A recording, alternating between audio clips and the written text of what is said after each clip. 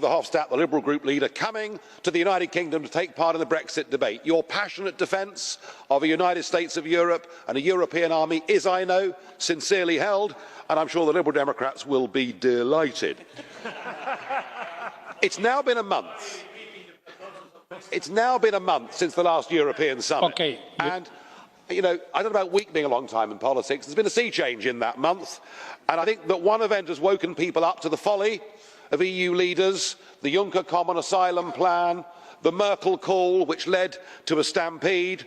Those of us that have warned that unlimited numbers of people from different cultures without security checks would pose a threat to the cohesion of our societies were roundly abused for doing so. And then we came to New Year's Eve. Munich.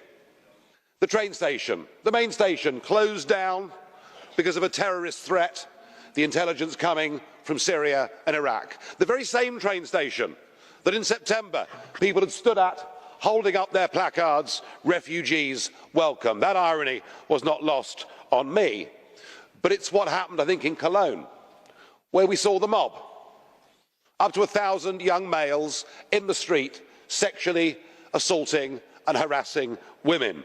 It is, I think, in many ways one of the most disgraceful public order events that we've seen in modern day Europe. And yet there was an attempt by the police and the press to cover it all up, and even the suggestion from some German politicians that German young women should change their dress and their mode of behaviour in the street, which I thought was a total insult. There's even a name for these assaults. A name for these assaults in Egypt because they've now become commonplace and part of everyday life. And we ought to have the courage to send out a message to say these assaults must never be acceptable in any European town or city, and we'll do our damnedest to make sure that it never happens again.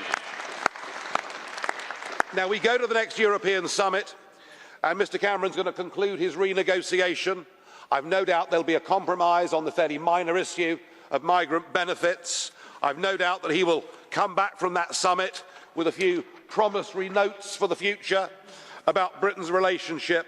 But what he's not going to be talking about is our ability to get back control of our borders. And the British people know that those young men in Cologne, in a few years' time, will have EU passports and be free to come to Britain. And just to give you an idea of how big the sea change has been, a Daily Telegraph commentator, Alison Pearson, who had said she was undecided on Brexit, she didn't have enough information, wrote this the other day. She said, after Cologne, the EU referendum is about nothing less than the safety and security of British women. We, the Euro clueless, need to woman up and vote for the right of our daughters and granddaughters to live as they choose and to smile in the street.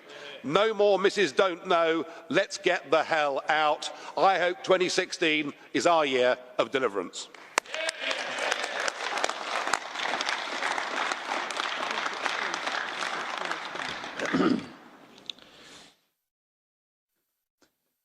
Ich muss zunächst Folgendes bitten. Wir hatten Frau Lunacek eben. Now there was a blue card for Madam Lunacek, which I overlooked.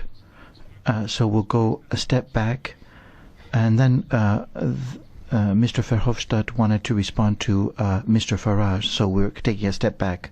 His party, UKIP, has a whole record, so he should maybe take another language in this. Okay.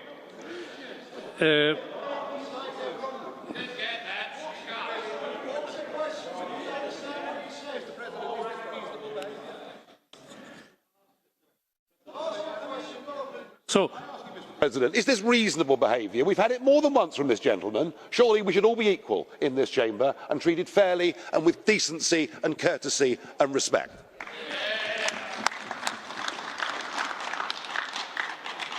Sie hatten mir noch nicht die Gelegenheit gegeben. You didn't give me the opportunity, Mr. Farage, to respond. You took the floor on your own in this particular instance. Now, Mr. Verhofstadt, the reason for the particular point that you made, if you cannot substantiate it, then